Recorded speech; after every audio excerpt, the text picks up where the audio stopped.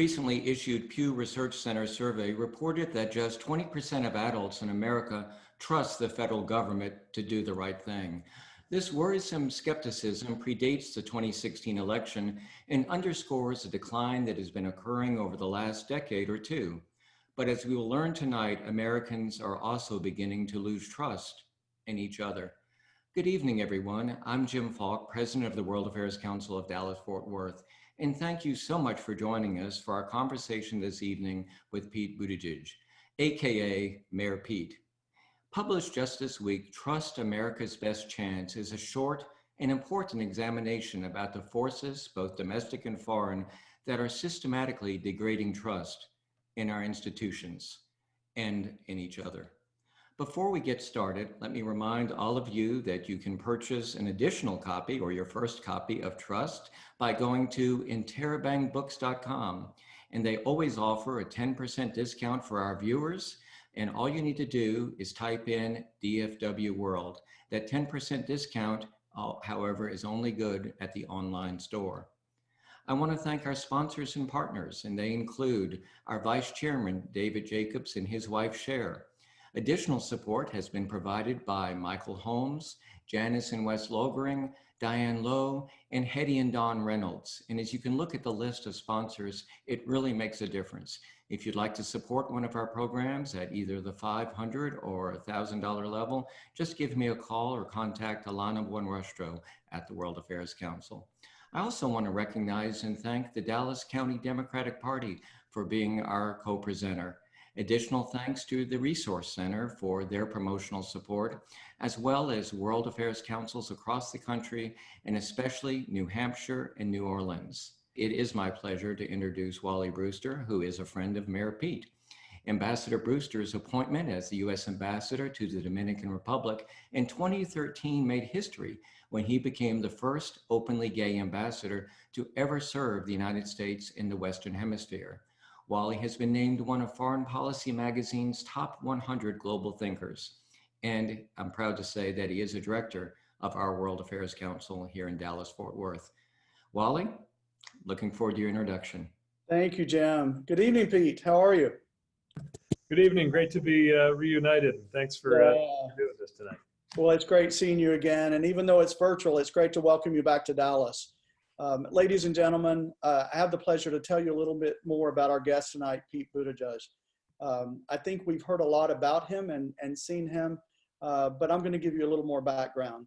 As you know, Pete was mayor of Indiana in South Bend, Indiana from 2012 to 2020, and his bid for the 2020 Democratic presidential nomination launched him into the national spotlight. Now he is one of the prominent young voices in the party calling for generational change with his candidacy, saying, we need more voices stepping up from a generation that has so much at stake in the decisions that are being made right now. Mayor Pete's run broke barriers as he's the first openly gay person to launch a major presidential campaign. He went on to impress voters across the country as he spoke at town halls and debates, and ended his campaign in March after having won the Iowa caucus and tying the pledged delegates in New Hampshire. But he hasn't just stopped there. He was a Rhodes Scholar. Pete received his education at Harvard and Oxford, both prior to and during his time as mayor. He served as an intelligence officer in the United States Navy Reserve, attaining the rank of lieutenant. He was mobilized and deployed for Afghanistan in 2014. In April of this year, Pete launched Win the Era, a political action committee committed to supporting down-ballot candidates. He and his husband, Chasten, live in South Bend and have been hard at work writing their books and advocating on behalf of Joe Biden for president. His latest book, which we're talking about tonight, Trust, America's Best Chance, which we are here to discuss, is about the necessity of trust, personal, social, and political. It is an account of what has led our nation towards so much despair and how we can find our way back. So Mayor Pete, once again, welcome back to Dallas. And Jim, I'm going to turn it over to you for this great discussion. Thank you so much, Wally. And I think I gave Pete, our producer, a heart attack because I said that Wally was moderating, but you and I are going to have this conversation. So, you know, one of the things that struck me, and of course, knowing your history and of course, hearing Wally again this evening, was when you look at the things that you've accomplished, you speak 8 foreign languages. And in fact, I'm so happy that you studied Arabic in Tunis, Tunisia. Our viewers know that Tunis is my second country, and you're a Rhodes Scholar. You internshiped with one of our members, Ned Price at the Cohen Group, worked with John Kerry's campaign. Did you ever think about a career in the Foreign Service? You know, I did. First of all, thanks so much for the chance to be here, and I'm seeing names who were joining us who made me feel so welcome on previous visits, and I feel the same thing virtually tonight. So I'm so thrilled, and thanks to the World Affairs Council for hosting. You know, when I was a student, I was much more interested in international affairs and then national politics than anything else. And so it would, I think, come as a surprise to my 20-year-old self that by the time I was 30, I was fully absorbed in the local.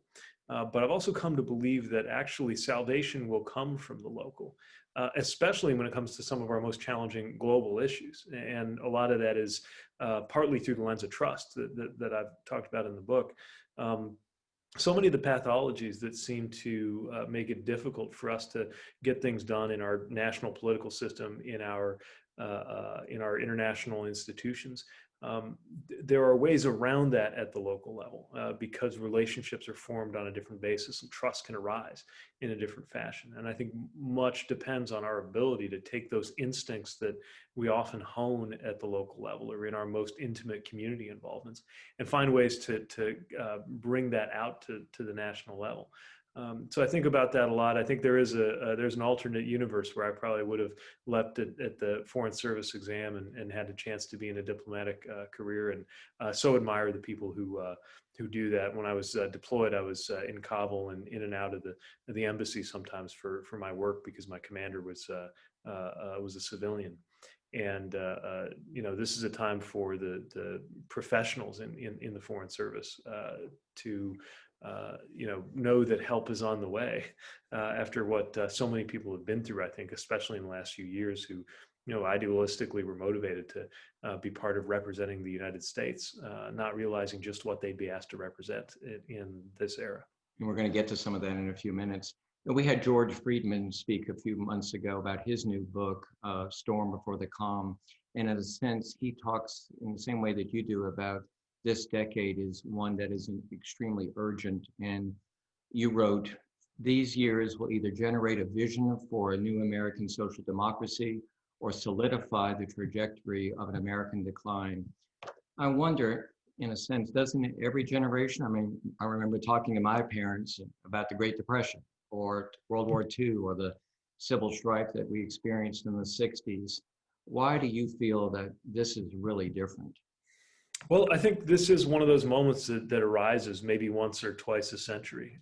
You know, I came of age just at the period that people were talking about the end of history, wondering whether the 90s was going to lead to a just endlessly stable state of affairs and improvement. And obviously, history came roaring back, first with 9/11, a financial crisis that really shaped the experience of my generation in so many ways.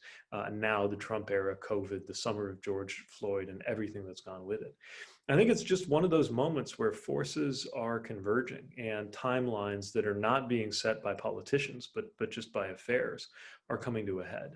You look at climate, and it's very clear from what the IPCC has to say that over the course of the next decade, we will either permanently fail to head off the worst effects of climate change or rally together and do something about it just in the nick of time. When it comes to racial justice, this is a moment that I think Reverend Barber, who's somebody I pay close attention to with his Moral Mondays movement, has been very wise in describing as perhaps a third Reconstruction. He talks about the first Reconstruction after the Civil War. The second Reconstruction is how he describes the Civil Rights period. This is perhaps the third moment in American history where there's a chance, and it could be our last and best chance, to decide whether racism and racial injustice will finally wreck the American dream, or whether the American project will finally wrestle down and defeat those kinds of forces. These things are going to be decided in the years we're living through right now. They're going to be decided by us, by the generations now living. It makes it an exciting time, if a painful one. Some friends have joked that for my generation, this experience of the last few years might be the universe punishing us for ever telling our parents that we envied them for coming of age in the 60s. These things seem romantic after the fact. During the time, they seem painful and anguishing and tumultuous. And that's obviously where we are right now. But the other side of the coin, and I tell this to my students, it's not fair that they have to have their education disrupted by the season that we're in. But the other side of the coin is that they will be guaranteed to be a consequential generation, for better or for worse. One of the things I found so interesting about your book is that you did it really at the human level, person to person, institutions, and of course, how the world, how they see us. You mentioned your military service, and you open, I think it's the first chapter where you talk about, perhaps not the most exciting thing, but driving a truck quite a bit in Kabul from the green zone over to the airport. But that really was an interesting story about how the word trust really came home to you. And I wonder if you might just recount that story to our viewers. Sure. Yeah. When grappling with something as big and complex a theme as social and political trust, I wanted to talk about it in ways that really resonated with experience and draw on my own experience to illustrate it. And one moment I think about a lot when I think about trust is a moment that happened relatively early in my deployment. On paper, I was a liaison officer and an intel guy. But as often happens in the military, you go wherever you're needed. And it turned out what they really needed was somebody who'd qualified on an M4 to be a second body or a driver or a guard on vehicle movements. And so that was a big part of my job. And it was one of the first times that I was outside the wire taking someone or picking somebody up at the airport.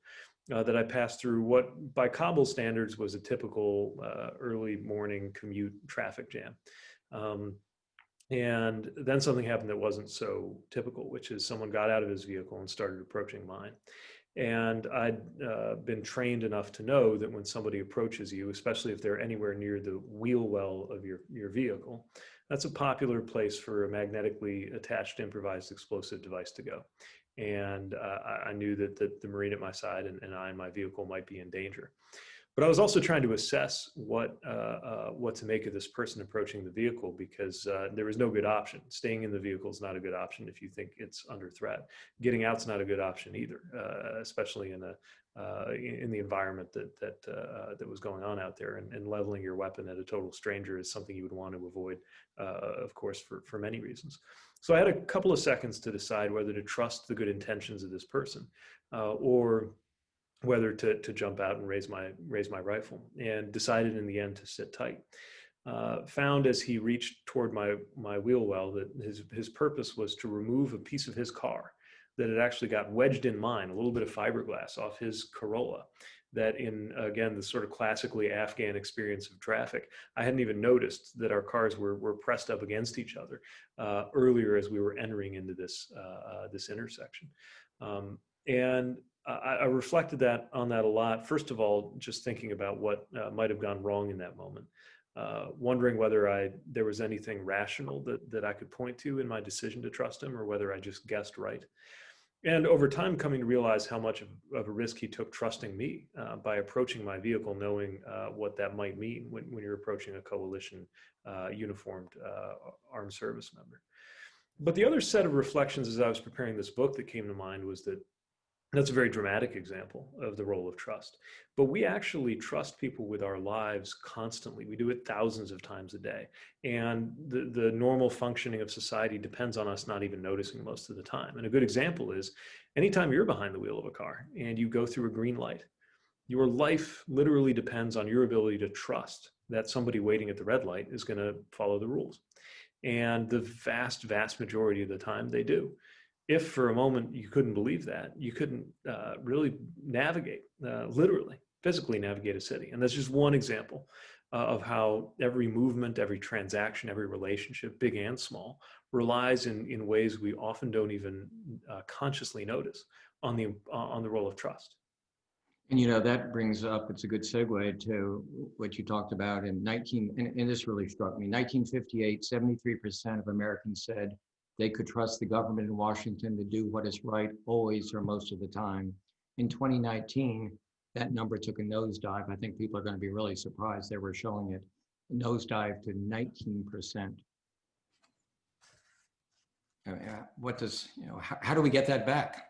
Yeah, these numbers are alarming, and it's one of the reasons I asked the Pew Foundation for permission to republish in its entirety a recent report that they did as an appendix in the book. And you see it in the graphic that's been put up here. In about 50 years, it went from the vast majority of Americans trusting government to a slim minority. You'll notice a spike around 2001 that was directly attributed to 9/11. Unfortunately, that higher level of trust fell away or was squandered, but it's a reminder that some disasters like the one we're in right now and mass casualty events like the one America's living through probably erode trust even further. Others can actually create a moment where trust can be built or reestablished. So what happened? Some of it, we know a story. There's a well-worn narrative about how Vietnam and Watergate really wrecked confidence in institutions like the military and like the White House that we so relied on, especially in that period, relatively fresh off the World War II experience, that was so reassuring about American institutions. But the more I looked at it, the more I found that that story was incomplete. First of all, the decline was already underway by the time Vietnam and Watergate happened. And also it actually accelerated in many ways afterwards. And so I began looking at some of the other reasons that we've lost trust. One is that sometimes it came under deliberate attack, both from overseas and sometimes domestically.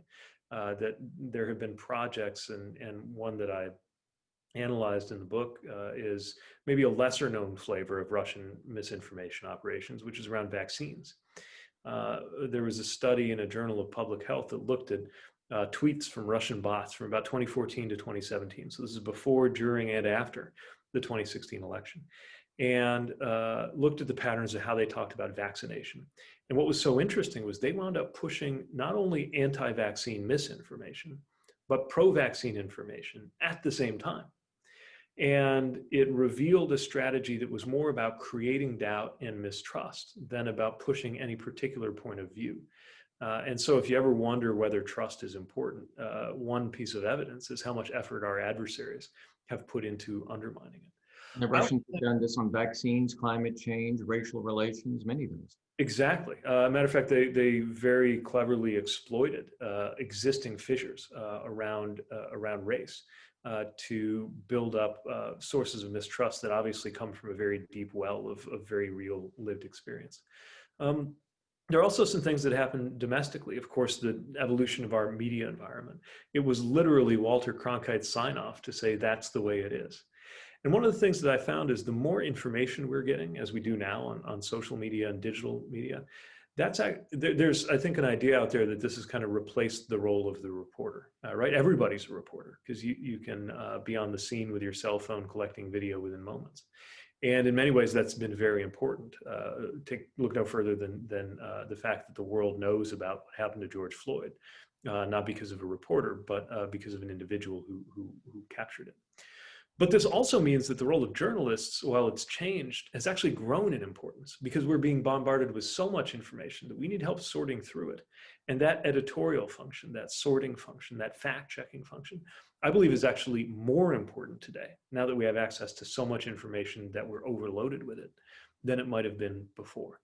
I also found that sometimes both sidism, media trying to do the right thing, can lead to less trust because even when one side has been discredited, there's a sense of obligation to put them side by side. This definitely happened with climate change as the consensus in the scientific community approached 99%. Many media outlets felt obliged to present it as 50-50. And then the other thing, and maybe this is a bit more controversial, but the more I looked into this, the more I found there was an ideological project here in the US that had the result of undermining trust. In other words, what started out, I think, as a philosophical commitment among conservatives to having government be smaller, led to a proactive effort to undermine the idea that government could possibly do any good at all. A good example of this is we all, or many of us remember President Reagan's famous quip, the most dangerous thing, or the most frightening thing you could hear in the English language is, "I'm from the federal government and I'm here to help." What's less often remarked on is the fact that at the time he said that, he had been in charge of the federal government for years. So those who were in charge of leading the institution were involved in making it seem less plausible that the institution could do good. And this became, over time, not just a Republican rhetorical strategy, but really something that anybody in politics felt obliged to do. It was, after all, Bill Clinton, who said the era of big government is over. And so there's been a tendency to run against government, even when it's people in government are seeking to lead government. One last thing I'll point to, and that's the rise of inequality that has led to enormous suspicion of anything that might be called the establishment. And, you know, the idea of the establishment is pretty slippery. It's actually very hard to define what it is, other than it's where you don't want to be if you're running for office. That much is clear if you look at political rhetoric. But I think this is really fueled by the increased level of inequality that has many sensing that somebody, and it's definitely not them, is making out unfairly from all of the productivity and the innovation and the gains that the American people have made over the last half century, leading to a kind of mistrust that led to a sort of populism that could have taken root on either side of the aisle, but has found, I think, its ultimate expression in Donald Trump. Well, I want to step away from your book just for a minute, and I'm holding a fly swatter because I watched the debate last night, and believe it or not, there's a fly that keeps on going between my lights here. But I know that you were the stand-in. Is that true for Mike Pence? Yeah, it is.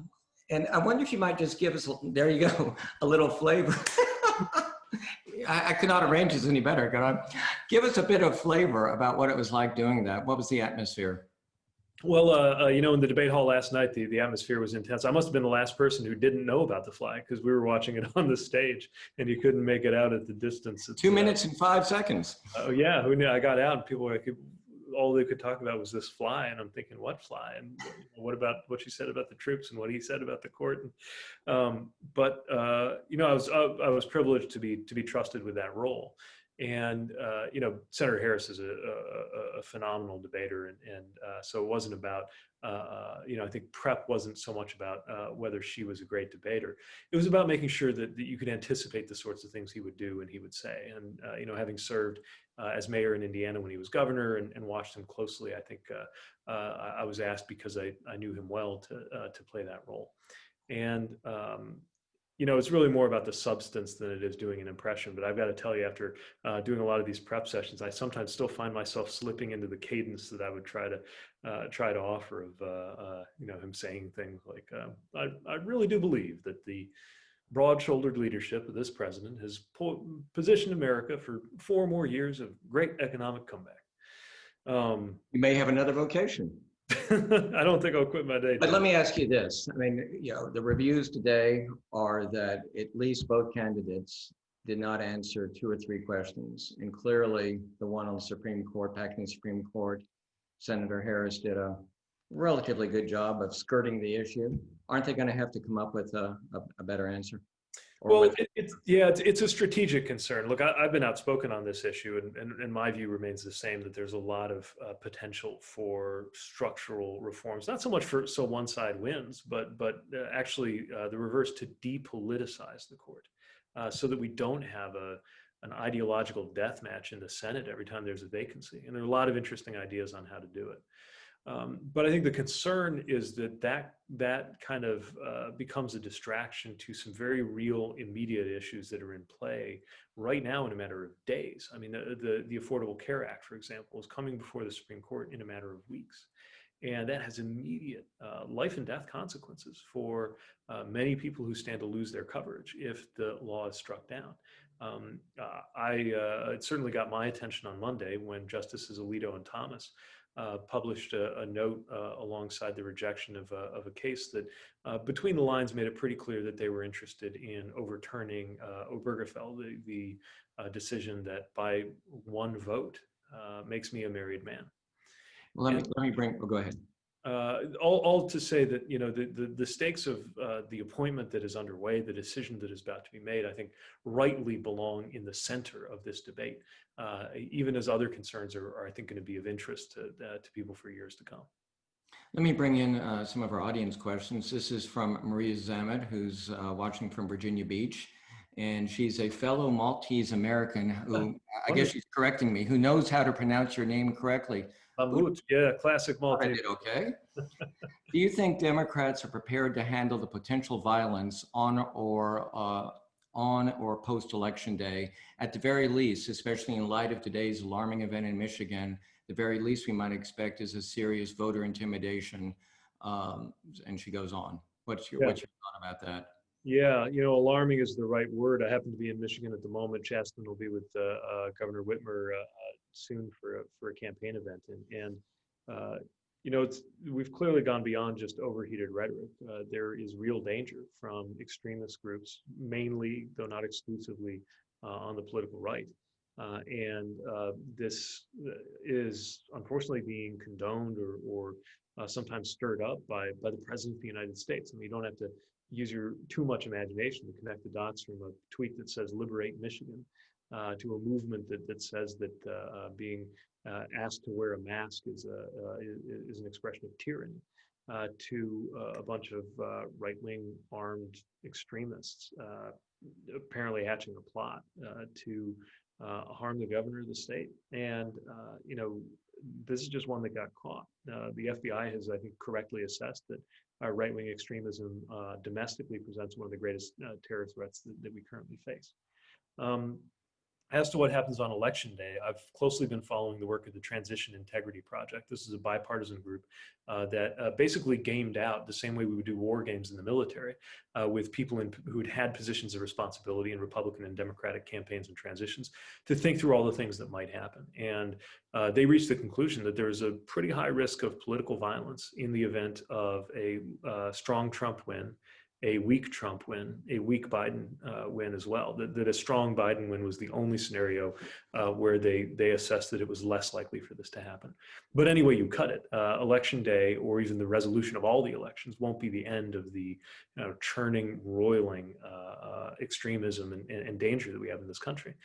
And while we could point to all kinds of institutional reforms that might make a difference, all kinds of enforcement needs, as I proposed in my own campaign to help deal with domestic terror threats, the reality is a lot depends on leadership.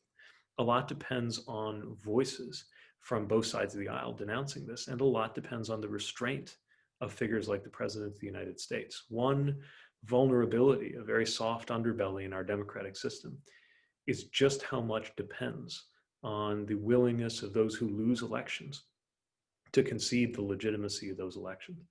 And it's a matter of grave concern that this president has already stated that if he doesn't win, by definition, the election wasn't fair. We've seen ferocious politics, but we've not seen that kind of thing. And as you write in the book, one of the things is that Americans trust that the loser will concede and leave office. Right. It's part of, the whole election process could be thought of as an exchange of trust. Leaders trust us to decide whether to hire or fire or replace or reelect them. We trust leaders to abide by the results of the elections. We also trust that the ballots will be counted fairly. And it's interesting, right? On the floor of the Senate, part of how we establish the credibility of votes of senators is that they have to state their vote in public. As citizens, we do the opposite. Part of how we establish the trustworthiness of our vote is that it's offered in private by that secret ballot. But that means a huge amount of trust goes into the process. Now, the reality is 99.9999% of the time, there's nothing wrong or nefarious about the counting of the ballots or the process there. Although this president and his allies have gone to a lot of efforts to reduce our level of confidence in that. What we have seen, though, systematically and frequently, are efforts to discourage people from voting, to make it harder to register, or to make it harder for a ballot to be accepted. And that kind of voter suppression, which almost always happens along racially disparate lines, is something we've got to be very vigilant about. And I've been very encouraged by the efforts of groups like Fair Fight, which Stacey Abrams founded after her experience with the Georgia governor's election. Also groups like Democracy Docket, which has a dizzying number of cases pending in court, state and federal, around the country to make sure that elections are free and fair and secure. That work's really going to matter on the front end. The last thing I just want to mention on this is we do need, I think, to do more work to prepare the public for the fact that we may not have the results we want on election day. And if you if you followed my Iowa campaign at all, you know that I very much know how it feels to want results on the day of the election and not get them. But in this case, with as many people voting by mail as we have, in places like Pennsylvania, which as of now are not even allowed to open those mail-in ballots until election day and start to count them, if it takes a couple of days in some places, that could actually be an indication that people are doing their job with integrity, not a reason to discard the legitimacy of the process. Pete, take a moment and tell our viewers about how you first saw voter suppression. I believe that was in New Mexico when you were working on the Kerry campaign. Because we hear so much about voter suppression, Jim Crow laws, and everything else regarding Blacks, African Americans, peoples of color, but I had not thought of what was happening to Native Americans.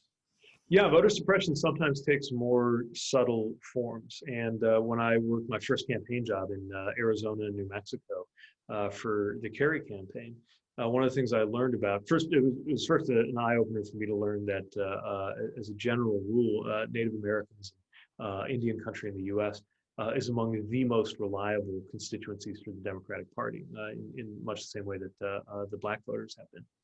And perhaps because of that, there were cases where a vehicle would appear close to a polling place on a reservation, and the vehicle wouldn't have any labels on it. It might have a star or something vaguely official looking, and a couple of just intimidating dudes in suits with sunglasses at the beginning of the day. And pretty soon word would get around the community that somebody was checking who was going in and out. And even that was enough to substantially reduce the number of people who felt comfortable going in. And it's very important to understand this, because when the president was on the debate stage last week and said, "I'm telling my people to go and watch," I don't think he was calling for a high degree of election integrity. I think he was calling for these forms of intimidation. And it can be, it's not quite as explicit as what was seen in under Jim Crow laws. But it is having the same effect. And the really upsetting thing that I write about in the book is that anyone who engages in that tactics must not have a lot of trust in themselves, because what they're basically saying is that my only chance is to suppress these votes, not to compete for them. And anytime you have to write off an entire constituency, to me, that's a vote of low confidence in your own policies or your ability to articulate them. And I just think that couldn't be more opposite from the politics at its best, which is to reach out to people and engage, especially in constituencies that aren't automatically inclined to support you. It's one of the reasons I began my day today on Fox and Friends, not a place where I expect to have a lot of ideological fellow travelers, but a chance to get a message out to people who are tuning in good faith and might never hear what someone like me has to say unless I'm willing to go out there and say it to them. Lindsay Floyd has the question, and Lindsay, you'll especially enjoy the book because Pete talks about this quite a bit. But the question is, can you speak about the role of forgiveness in forming and rebuilding trust, and how have you practiced forgiveness in your own political career? Great question, Lindsay. And yeah, it's one I spent some time contemplating in the book, because trust matters because we're imperfect creatures. If we were perfectly reliable and predictable, trust wouldn't even make sense as a concept. We'd know exactly what to expect from one another. Many of the most important and interesting cases around the establishment of trust are when it has to be repaired, when it's been damaged. That's what we got to be thinking about right now. There are institutional and even nationwide ways that there have been efforts to do this. Truth and reconciliation models from South Africa to Rwanda to Canada. With Indigenous Peoples Day coming up, people may not be as aware of the Canadian example, where they had a system of residential schools that really decimated Native communities, and went through a process of truth-telling. That is a reminder that these processes can work in North America too. Now, each of those processes was criticized and viewed as having issues, but each of them also made it possible to establish one of the most important things for trust to arise, which is just a shared reality, and to allow people to tell their stories. And it's worth contemplating whether such a model as Barbara Lee has proposed and other members of the House might make sense here in the US as we're dealing with issues of racial and economic injustice. Of course, often this plays out at a much more individual and personal level. And our readiness to trust in someone's intentions even after or especially after they've acted in a way that let us down, is something that I think is vital for our ability to get through what's ahead of us. It's certainly part of any interpersonal relationship, especially marriages and close relationships, is that we don't always get it right, and we rely on one another for grace and forgiveness. It's the very stuff of love. And of the most, I think, strong, robust relationship. It's not that they've never been through trouble. It's that they've figured out how to negotiate that trouble. And we do well to learn how to do that, not just with those closest to us in life, but with people who are in the same community or the same political body as us, but that we become alienated from. And if we can work that out, that's one of the keys to unlocking, I think, what we're going to need to for this decade to go well in America. There's been, considerable discussion about reparations. Do you see how that might be structured? Because you're, not necessarily just talking about cash. What are some of the other ways that might be affected? Yeah, I think the starting point for reparations is to understand that a lot of the racial inequities we live with are the result of policies. They didn't just arise. And that means it's going to take policies, and that means policies with resources to change them. Our neighborhoods became segregated, often as a side effect of racist elements of New Deal housing policy that we progressives like to think of as a great thing. And it was a great thing, but it wasn't a great thing for everybody. Similarly, with the way that things like the GI Bill and even Social Security were crafted in ways that excluded a lot of Americans of color. And so there has to be a material dimension to how we do this. The way I think of it is that, in the same way that savings compound, so do harms. If I were to put $1 in a bank account today and leave it alone for 150 years, my descendants could take $1,000 out at 5% interest. That also means that if $1 was stolen from me, my descendants would be worse off to the tune of $1,000. Now, any Black American who's the descendant of slaves descends from people who had a hell of a lot more than $1 taken from them. And that's just one example of the generational theft that went on. But I think the most exciting thing about if we got this right is that it could lead to a kind of healing that might also help with some of the changes that need to happen among white Americans. Look, one of the things I read about in the book is that conquering systemic racism is not just a matter of beating back the likes of the KKK and the Proud Boys.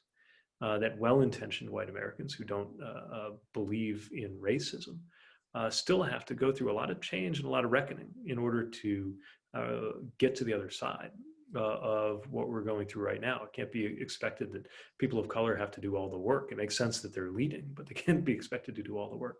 But what are the concrete steps? Because you do talk about that in the book, and it's not just enough to say, I hear you. Right. Yeah. But what No, that's right. I mean, it's not just that it is sincere and that you're really making tangible progress. Right. So at a policy level, very material things can happen, including investments in HBCUs, investments in different patterns of desegregation for our schools. I live in a school district that is notionally desegregated. It is by law, but only within its boundaries. And if you look at the way the boundaries are drawn, they serve to concentrate all of the racial diversity in our county into one district that's only part of the county. These things need attention as well. There need to be concrete investments in health equity because from the coronavirus to other conditions, they are not experienced by members of different racial groups equally. And again, this might result from policy. If there's not been access to good food, or if Black people are more likely to live in a neighborhood that does not have good trails and parks and opportunities for outdoor recreation, then the kind of so-called behavioral or environmental effects on health, many of which get dangerously close to blaming the victim when it comes to diabetes or hypertension or these things, can actually be traced back to inequities that are partly the result of policy. We got to change that. We got to invest in that. We've got to be ready to invest in wealth building. A lot of ways to do that. One very interesting one is a proposal that my friend and a competitor in the field, Cory Booker, talked about. The idea of baby bonds, making sure that everybody gets an endowment at birth that they can grow and save and benefit from. We're going to have to put real resources behind this, or it will continue to be an inequity that could actually get worse, not better, over time. So let's bring in again some of our viewers. And I'm sure you've been asked this question so many times, but I'm going to put a slightly different spin on what Luis Ramos asked. Should the Biden-Harris ticket win in November, do you see yourself as a possible candidate for Secretary of State? You have said that you would be very excited to serve in the Biden administration. If you had your druthers, would you be more inclined to go domestic or more of a foreign policy position? So let me begin by saying, obviously, my efforts going into making sure there actually is a Biden-Harris administration. And of course, I'd love to return to public service. And the best answer, if a chance arises, is to go where I can make myself most useful. I am very excited about the possibilities for how America can restore credibility on the issues that most matter here at home and around the world. And if there's one thing that the biggest challenges that we share both at home and around the world have in common, whether we're talking about the immediate challenge of the pandemic, or whether we're talking about the also immediate challenge of climate change, they depend on cooperation. And the idea of helping restore that possibility of cooperation and being part of how America does that is really compelling. And I'll be seeking to work on that, whether I'm inside or outside of an administration. But the biggest thing I can do right now is make sure there actually is one. You spent 6-7 months in Afghanistan, and one of our questioners says, do you think that it's okay, in quotes, for President Donald Trump to announce a total pullout of Afghanistan? And he adds, of course, he talked to Fox this AM, but didn't tell his military generals. So obviously another problematic way to announce a policy, if indeed there is a policy, you just don't know. I mean, as a general, when this president says, I will do this by X date, it usually doesn't happen. I hope and pray that we could be in a position to bring our troops home by the end of the year, or have the political solution that in a matter of months could mean that we can safely exit, bring everybody home, and know that Afghanistan will not be home to another chain of events that would harm Americans here on American soil. But it's not clear that he's taken any step to make that more likely. And the idea that an important policy decision that is also a very important strategic and military decision would be made and then announced by Twitter in the middle of a vice presidential debate by a commander-in-chief who, to the best of our knowledge, is presently still on psychoactive steroid medication, is obviously not great news from the standpoint of our policymaking process, and something that I'm really hoping we'll get a little more clarity on in the days ahead. John Seal asked, trust in Congress is perhaps the lowest. It cannot seem to get things done. John, I'm not going to read your whole question because it's fairly long, but let me get down to the bottom of it. Congress has been unable to come up with another coronavirus relief bill. What can be done to help Congress get things done? So part of what has to happen, I think, is structural. Congress needs to be more representative, and districts are drawn in such a way that not only benefit a certain party, but also across the board tend to incentivize polarization. It's why we need to look into redistricting reform, which exists in some states more than others. It's why other approaches like ranked choice voting and jungle primaries, which again, depending on your state, some are further along than others in this, are very promising. Because we need to have a representative body that's more representative. It also needs to be fully representative. It makes no sense to me that a US citizen who pays taxes just like I do and has problems just like I do doesn't have a member of Congress just like I do if they happen to live in DC. And I think for residents of DC and Puerto Rico, if they want it, we need to make sure that we have the full benefits and representation that a US citizen can expect. I think that one interesting thing from a trust perspective is Americans almost always say that they have much higher trust and confidence in their member of Congress than they do in the institution of Congress as a whole. And yet, what is Congress but a bunch of members of Congress? And so I think we also need to look at the kind of what the system there is rewarding and what it's punishing. And I think most people, if they knew how their members of Congress spend most of their time, I'll tell you exactly how a member of Congress spends most of their time. They spend it across the street from the Capitol building in a small room in the DNC or the Republican equivalent. Of course, I've only seen the inside of the Democrat version, making phone calls to people to ask for support, for financial support. And that is something that they might spend 10, 15, 20 or more hours a week doing. And imagine what they might be doing if they didn't have to do that. Which is why we also need to be much more serious about campaign finance reform. Because if nothing else, leaving aside that they might be, I don't know, working on policy or engaging with constituents, they'd also be spending more time with each other and doing it across the aisle. You know, it was viewed as a good government thing when members began to form the habit of flying home every weekend and not having their families in Washington. And there is a virtue to that in terms of being in touch with your district. There's also a cost to that in the sense that they don't know each other and their kids don't know each other the way it might have been a couple of decades ago when if Congress was in session, you tended to stay in Washington. 3-day work week. Must be something. Although I wouldn't say it must be nice because again, I don't envy that call time. I've been there, and it's alarming how much time and attention on the part of our members goes into it. Dialing for dollars. Let me combine these two companies. Questions. Joey Marquardt is watching from Utah.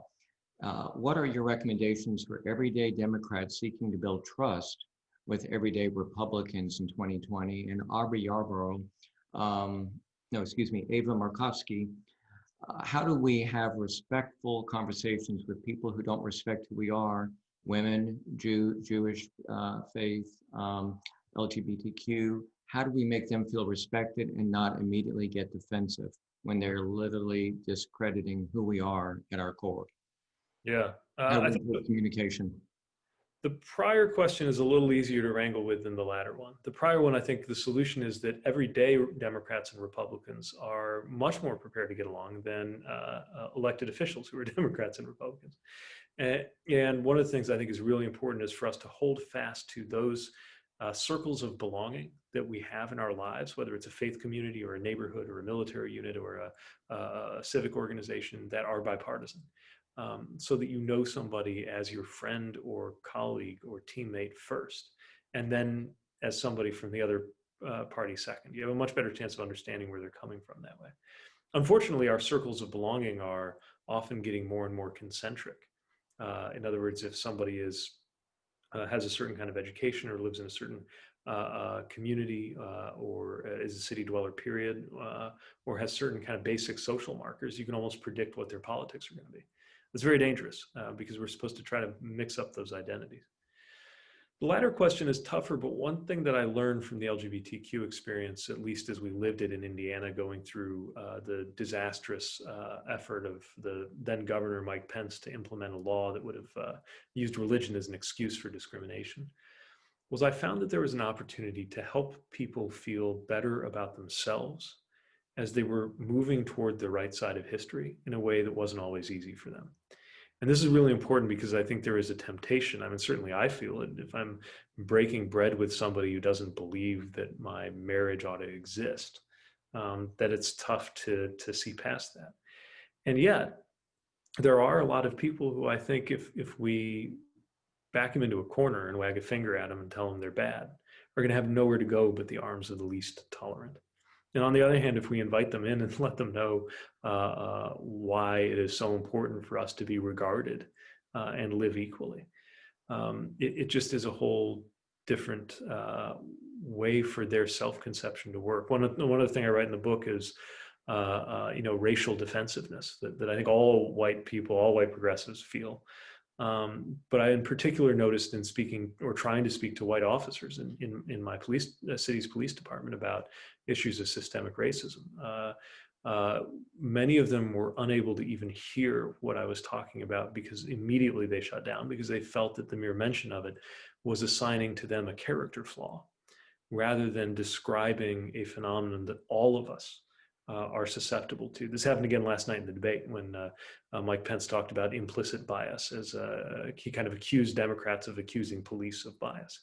But the whole idea of implicit bias is, and the whole importance of training on implicit bias is to point out to people who are not consciously identified with any kind of bias, how it gets into all of us, not as people who are secretly bad, but as human beings who have imbibed a kind of toxin that's going to have an effect on us and need to know about it so we can do something about it. Anything we can do to put people in a comfortable enough place that we can pull down those walls of defensiveness gives us a much better chance of building the kind of tolerance and respect and support that we really need in a pluralistic society in order for everybody to be treated equally and have a chance to belong. Well, Pete, I have a feeling that Madeline Crouch is just chomping at the bit, hoping I'm going to read her comment, and I will, Madeline.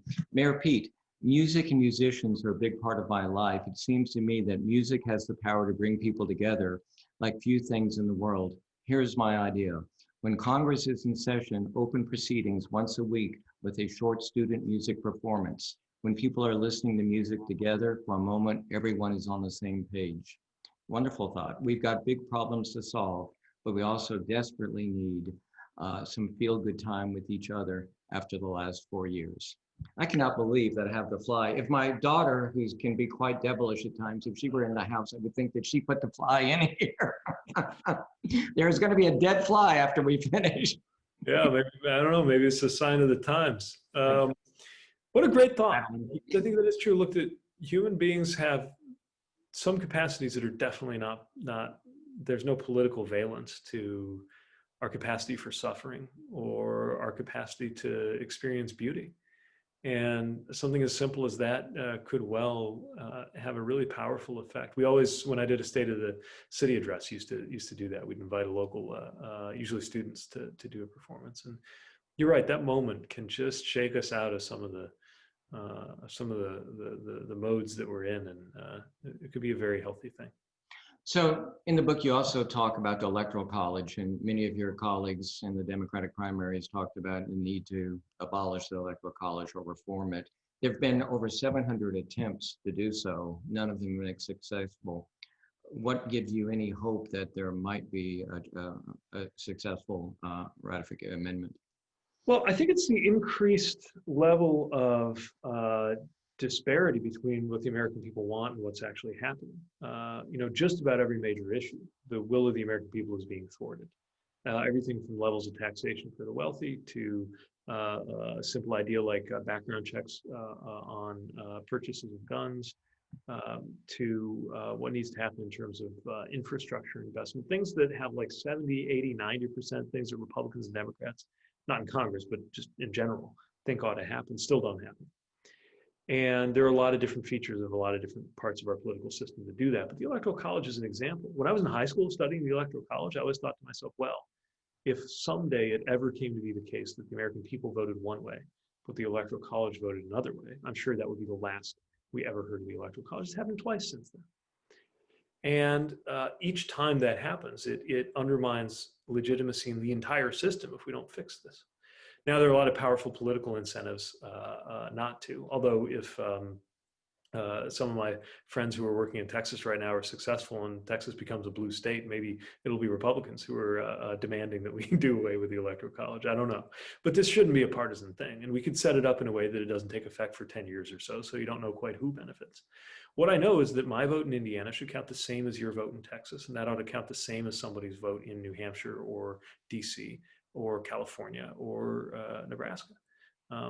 It makes no sense to me that if I ride my bike 6 miles north of my house in South Bend across the Michigan state line, I'm among people whose votes count differently than mine for president. And I think this is common sense.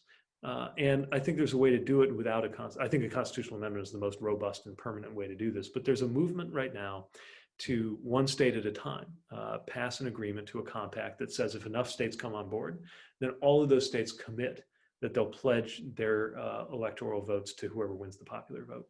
I think Colorado has been the most recent place to take this up. If enough states ratify that, then that will have the same effect. And I do think that just the simple knowledge that your vote counts, whether you're in Texas or Indiana or California, and that your vote counts the same as everybody else who lives in this country, could do a lot of good to our basic ability to trust in the legitimacy of our presidential election. Pete, do you have a copy of your book with you? I should, but I don't have one to hand. Well, then I'm going to read, if I may, just a section of it and then ask the last question from one of our viewers. Trust isn't about perfection. It's not about certainty. Trust only arises, is only needed because we are so often less than credible beings. Trust in institutions is important precisely because we can't all be checking on them all the time. Trust in one another matters because we do not have the energy or the tools to be constantly verifying what others will do. Just wanted people to get a flavor of your style and how important this book is. Let's end with this question from Dustin. Mayor Pete, you are the only political candidate that has actually excited me and given me hope for the future of the country. As one of the young future former Republicans you always talk about, I'd love to hear more about what it was that made you put yourself out there to try and move the country to the future generations. Thank you, Dustin. Well, first of all, Justin, thanks for getting involved, and I hope you continue to be. The biggest thing for me was a kind of aha moment where I'd caught myself saying things like, why don't they do this? Why don't they do that? Mostly in the context of my own city. Why don't they change the way downtown works? Why don't they bring more energy back to this community? Why don't they change the economic future of the city? And this light bulb moment where I realized that you can't sit around saying, why don't they? When the question could just as easily be expressed as, why don't I? Why don't I do something about this? And in my case, that involved running for office. And for a lot of people, it should. But whether it's about running for office or being involved in some other way, voting, volunteering, being an activist, writing an op-ed, choosing a course of study, choosing a career, whatever it is, I think when you hit that moment that you realize that it might matter that it's you and not somebody else doing a certain thing, then you have to go do it. And you'll either find that you're alone and people don't agree with you, or you'll begin to find that there are followers, and maybe you'll find people you'd like to follow who view things the same way and want to be part of a we that says, why don't we do this?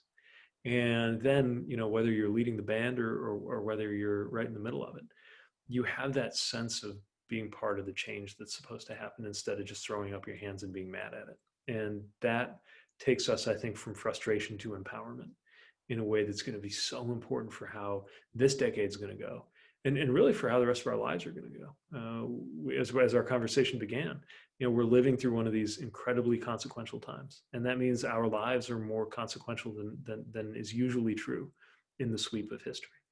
Well, as I said at the beginning, this is a short book, but a powerful book. Thanks for writing it, Pete. Really, I think it'll make a difference. And I encourage everyone who've already have their book, read it this weekend. And for those of you who've not, I hope you'll buy a book at Interabang Books or at your neighborhood bookstore. I hope that you'll consider supporting the World Affairs Council. You can always text dfwworld to 44321. Have a great evening. Mayor Pete, continued good luck to you. Thanks again. Thank you so much. Honored to be with you.